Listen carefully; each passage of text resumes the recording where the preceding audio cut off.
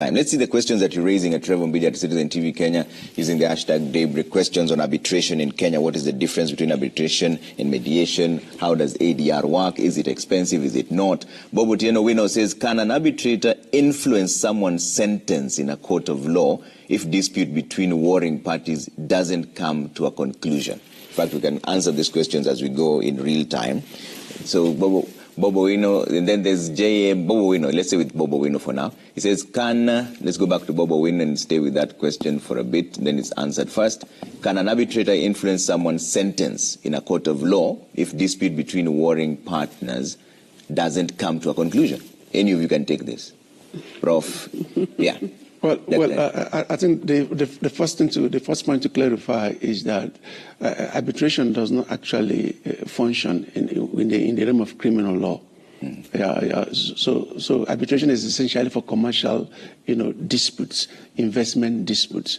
But if we're talking about mediation, there is what they call restorative justice, which is now coming into mediation. So a mediator, or what they call a plea bargain, I don't know how it operates in Kenya, but in Nigeria and in some other countries of the world, you have a plea bargain and you have restorative justice, which is the infiltration of mediation into criminal, law. And in that context, why not? You could activate the mediation option in settling this dispute. Okay.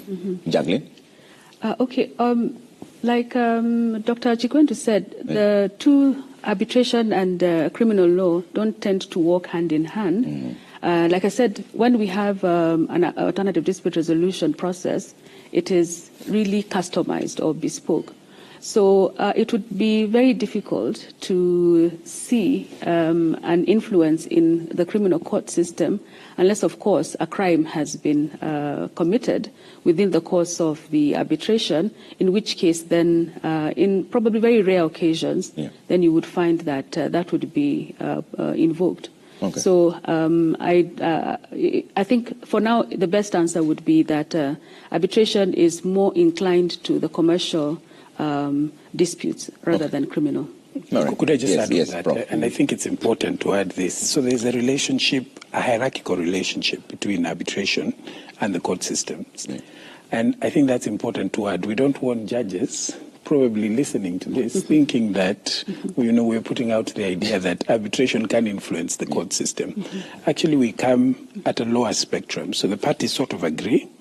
And what we tend to find out, even in that commercial context, that there are provisions for the parties, one of the parties, to challenge what may actually come out from arbitration. So the court system sort of sits above the arbitral proceedings. That's a very important perspective to come out. Thank you. Okay. So, yes. And possibly, as much as it sits above, there are instances in which we sort of walk hand in hand with the court system.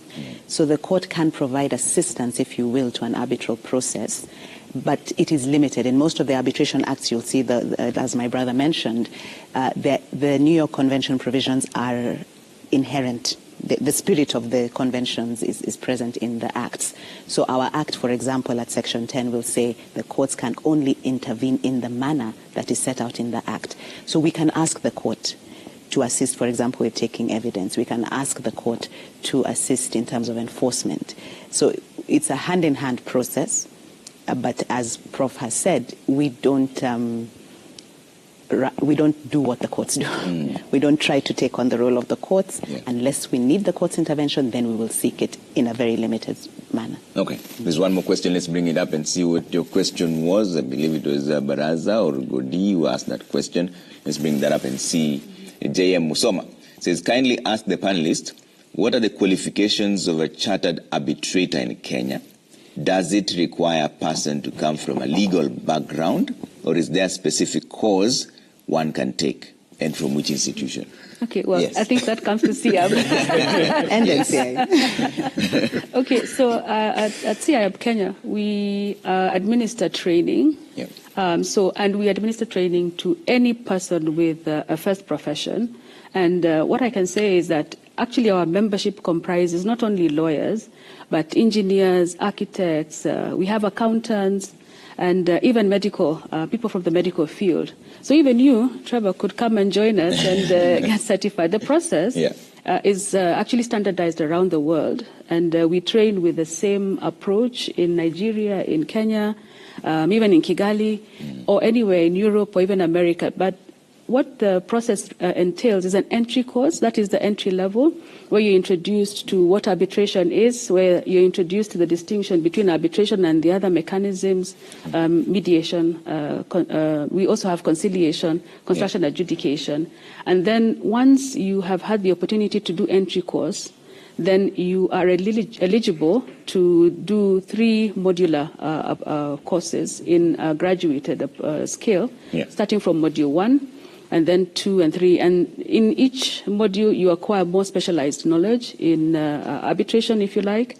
And with the final stage, then you acquire the fellow status.